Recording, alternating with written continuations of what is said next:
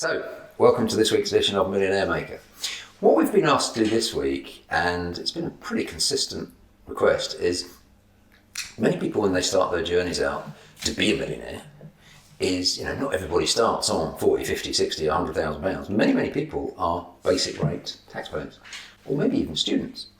So what I'd like to do is just have a 20-minute discussion on ways in which people can specifically pay less tax if they are basic rate taxpayers, because we've talked about capital allowances and all these wonderful things, and there's no reason why somebody on base rate can't have capital allowances. But what specifically can people on perhaps a lower income, what can they do to make more money and pay less tax? First top tip from me, this might sound a bit peculiar. My mentor, Dr. John Martini, always says this, and he says it very consistently, and I think it's excellent advice. The quality of your life will be determined by the quality of the questions that you ask. Now, you've possibly heard me say that before. If you're watching us at home, you might not have heard me say that before. So, what does that practically mean? I want to be financially free. How can I be financially free? Isn't a specific enough question. I've got certain assets. How can I make those assets yield more, or how can I pay less tax? And I'm a big fan of tax breaks. So I'm just going to share my tip, and we'll go around and see what else everybody says. Wherever you live, whether you own a property or whether you rent a property, many people will have a spare room. So if I just go around the table, Penny, Pete, do you have a spare room? We do. Spare room? Sarah and George? It's about 4 foot by 6 foot though. Wow. It's a bit small. Okay, maybe not so much then. No, but we're moving that. Yeah, with the new house it will have a spare room. Spare room? Yes. Having spare room? Sam? Used to, until the kids decided they didn't want to share anymore. So Okay. all the rooms are used up now. All right. Cynthia? No spare room. No, you won't have any spare rooms. Cynthia, how many children do you have? 4. Yeah, I've got 4 children. Yeah, but you've got kind of an extended family living with you, so I knew you wouldn't have any spare rooms. No. Nick, you got any spare rooms? I've got lots of spare rooms. Lots of spare rooms. I'll have even more soon. All right. So just draw a poll, not particularly representative sample, but round the table, there's probably two-thirds to three-quarters of people will probably have a spare room. So how can you use that to your benefit if you're a low-rate taxpayer, if you're an any-rate taxpayer? Well, my little top tip for this conversation is rent a room allowance. So you can rent out a room in your house, and the first £7,500 that you make from having a lodger in is completely tax-free. So whether you're a 20% taxpayer or 40% taxpayer for it, it's still tax-free. So you can increase your income by £7,500. Now, for almost everybody, that's a lot of money, but it's especially a lot of money if you're a basic rate taxpayer. So how cool would that be? Bring in an extra £7,500 and not pay any tax. So I hope that helps. You can start a company, which could Even as a base rate taxpayer.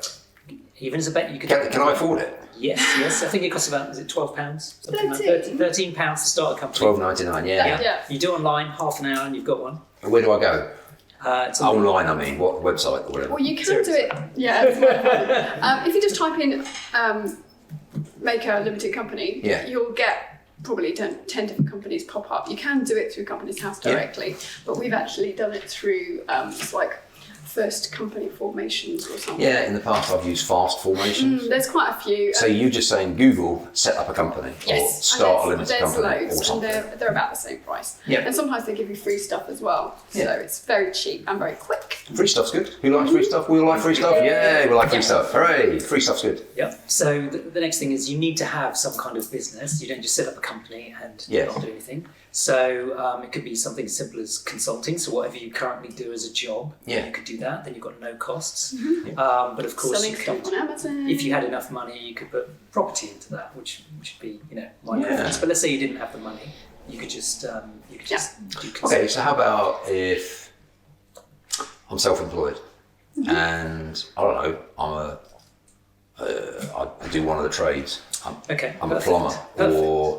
or a lot of delivery drivers these days whenever we get stuff delivered to the house from like the man in the van, classic man in van. In fact, I tell you what, we recently had a washing machine delivered to our new house. Yeah. And we said to the man in the van, would you install it for us? And he said, no, you didn't pay for it online, so I can't. We said, okay, how about if I give you some money? And I'm not going to get into trouble here because obviously I haven't said the firm, have I? And he said, well, if I voluntarily decide to spend some of my break time installing the machine and you voluntarily chose to give me a tip, that's allowed. Yeah. So he installed the washing machine. And it turns out, anyway, long story short, he's self-employed. So he works for the company. Yep. He couldn't take the packaging away. This was fascinating for me because all the packaging is barcoded. And if he puts it on his van to take it away, they will assume that he's been given a £5 or a £10 to take it away. They'll scan it and they'll fine him 40 quid. Right. I thought, I better not say what I thought on video. Yeah. But I just thought, wow, so many people, because it gets called the gig economy, doesn't it?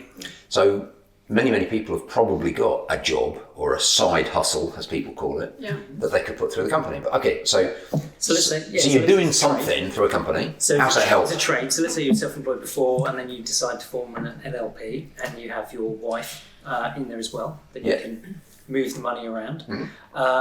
Then you can put a car through it because each LLP member can have a car. So we could both have a car each. Yeah. And then you'll get that all pre-tax. So if you're a 20% taxpayer, you'll be saving 20% on the tax. Well, we had a conversation 40%. Last week about, you and Sarah were specifically talking about leasing a car. And you checked it out online and you couldn't actually believe how cheap it was. Can you remember, what were the figures? What kind of car was it and how much was it a month? I mean, you can go really, really small. I can't remember what that car was. It was like £100 a month. Yeah, you can go £100 a I think month. it was like a Fiat, something like that. Yeah. But you could get a BMW Gran Turismo, I think it was, for £200 a month.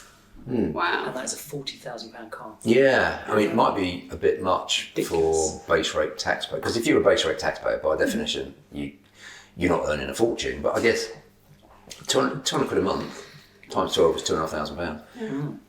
You'd lose that in depreciation. Yeah, for the car well, anyway. I'm arguing against myself because you could be earning 30 or even 40 grand. You're still a base rate taxpayer.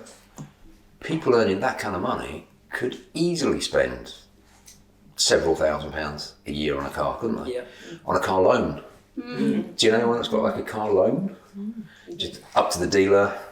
Yeah. Oh, I like that. Oh, you put your old one in part exchange, and then they give you a loan. So what you're thinking, George, is maybe lease a car. Yeah. But you started off by saying set up a limited company and run some money through that. Well, why would that save you any cash? Yeah, so then you can start to put legitimate business expenses through it. Yeah. So such as, a mobile phone.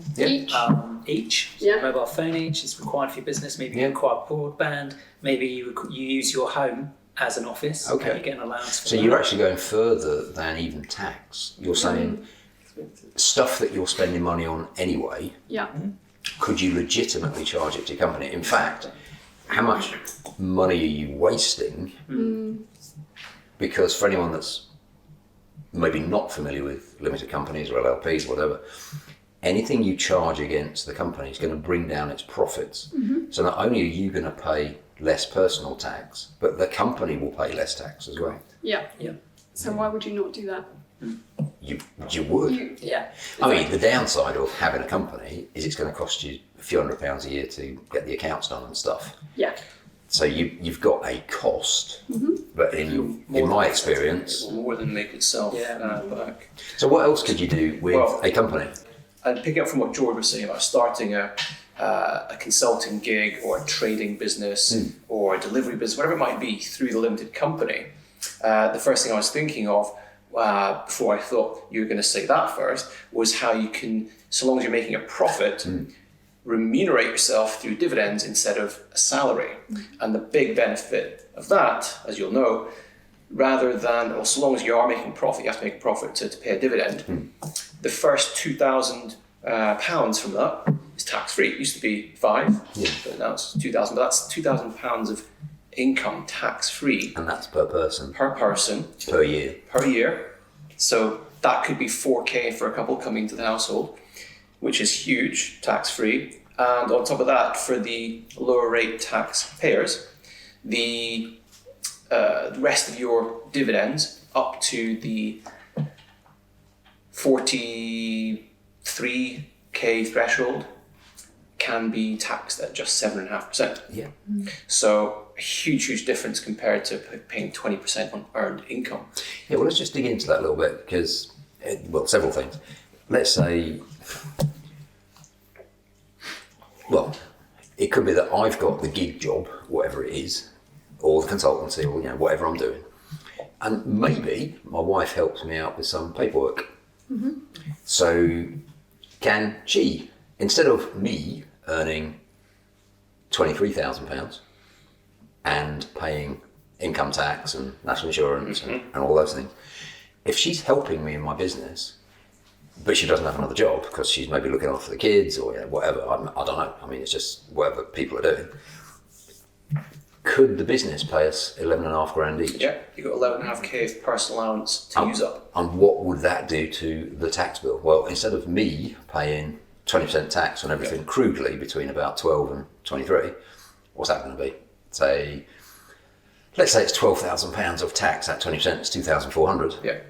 If I take exactly the same amount of money, but split it between two of us, suddenly my tax bill is going to go to nothing, isn't it? Correct. If we're living in the same household. Yeah. And if I went even further and I've got a 16-year-old son that's helping me out with the business because he, washes my van, comes on deliveries with me at the weekend or whatever, I could maybe pay him some, essentially. So quite a lot of flexibility. All right, so anybody else think of anything else with a limited company? How could that help a base rate taxpayer? Most of the people, they don't think about the pension and all. So what I would say is if they can open a SIP and then they put some of the salary. What's a SIP? Self-investment pension. Self-invested personal pension. Personal pension. So if the person who is in a basic rate taxpayer, they can be able to invest their money into the SIP. And then whatever the money they invest, the government is also going to contribute into that. They can get the tax back. They can get the tax backs basically. And the salary is not going to be reduced because then you can be able to get the dividend payment from your company, what you have been set it up for doing a different task to yourself. So in that way, you can be able to earn as much as money and then you will have more money into SIP. And then after SIP can lend you money to buy a commercial property. So basically, if you are, let's say, put like a 10,000 a year, government is going to put 5,000, 15,000 can be borrowed for the. Oh, I can see you're a high rate taxpayer, Bevan. Yeah, I'd love the government to give me an extra 50%. As a base rate taxpayer, as a 20% taxpayer, if you put in £8,000, then you'll get your 20% tax back, which will be 2. So if you're contributing 8, it's going to be worth 10. And I can also tell that you like SASs, not SIPs, because SIPs can't lend you money. SIPs can invest in commercial property. Yes. So another fantastic top tip. Forget the detail. It's can I, as a base rate taxpayer, put some of my money into a pension scheme that can then go off and buy commercial property? Yes. What kind of tax won't I pay if I make a pension contribution? What taxes will be saved? Corporation tax. Well, yeah. You're not going to pay corporation tax because you're going to depress the profits legally by making a pension contribution. So no corporation tax. What other tax are you going to save? Personal income tax. No income tax? Yeah. So you're going to save 17-18% corporation tax. You're going to save 20% basic rate income tax. Yeah. What else are you going to save? National insurance. Yes. Yeah. Employees' national insurance. Employers' national insurance. So you get a fantastic amount of, in isolation, the 20% taxpayer, if they're just looking at it as a 20% income taxpayer, yes, they'll save £2,000 for every 8 they put in. Fantastic. But if that person, to combine some of the things we're talking about, if the person is paying themselves from a company that they own, a limited company they own, they're going to save another. The employers and employees combined, plus the corporation tax, they're going to save another 23-24%. So you add that to the 20% income tax, it's kind of getting on for half. Yep. So even though you're just a 20% taxpayer, well, if you're paying corporation tax, if you're paying national insurance times 2, employees, employers, that's a lot of cash when you add it all together. Mm-hmm. If you are got a company and you're worried about health, you could also use the company to get health insurance as well. Love it.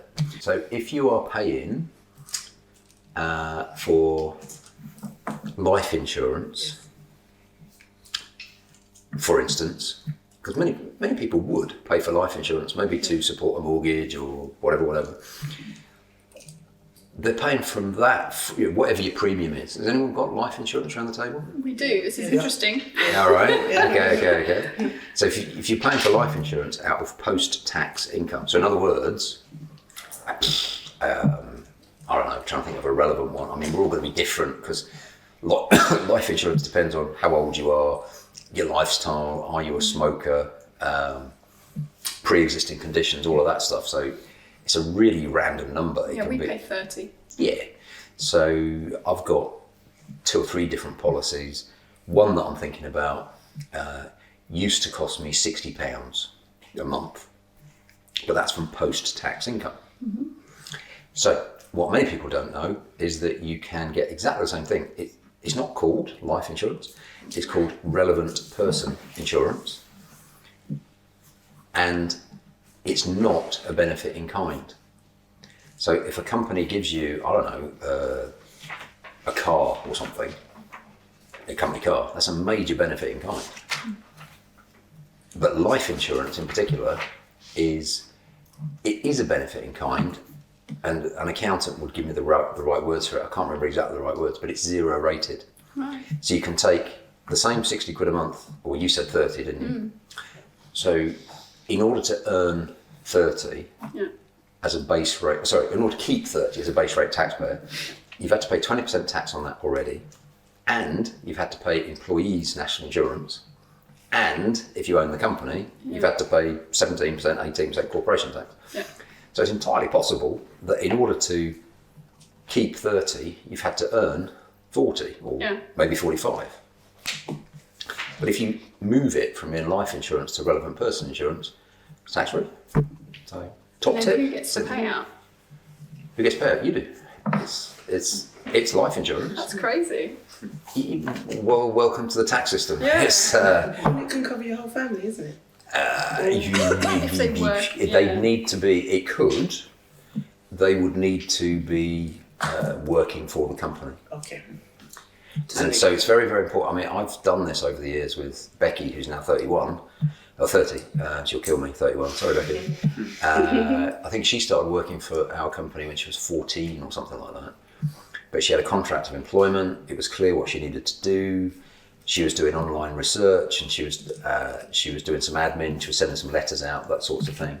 So all of my children, from the age of about 14, we've given them a proper contract, and they've actually done work. Okay. So yeah, you can. And does it matter whether it's an LLP or an LTD for the medical insurance? No different. So No, but that's a top tip. So being that it's good to have family in the LLP, that means that you can set up the LLP with the children in if they're over. Is it over 16? They have to be? As far as I know, there's no legal minimum age. It's a common sense test. They've got to be reasonably capable of doing the duties as specified in their contract. Okay. Because you will see children on TV at like 2 years old and 5 years old who are playing with toys and stuff. Yes. So, it depends what the job is. But it's common sense. And how much highest salary you can pay to your 14 years old children? Whatever They you want. work on the Disney Channel, they're earning a fortune. Yeah. Well, yeah, but I mean, oh God, don't ask me his name. Don't ask me his name, but more or less every year, to be stereotypical on this, there'll be some young wonder kid from wherever, And I've got a vague memory that last year there was some wonder kid who was 14 years old from, I don't even know which African country, but I know it was an African country. And Chelsea were after him, Man United were after him. And so even as an apprentice, this 14-year-old was getting signed for crazy money. It was millions. And so it's not about a specific age, it's about common sense. Yeah.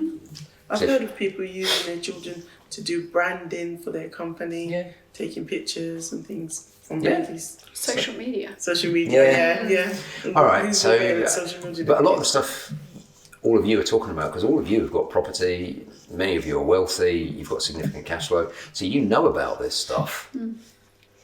And here's my proposition. My proposition is this. It doesn't actually matter what you earn. If you behave like a wealthy person, you're going to become wealthy.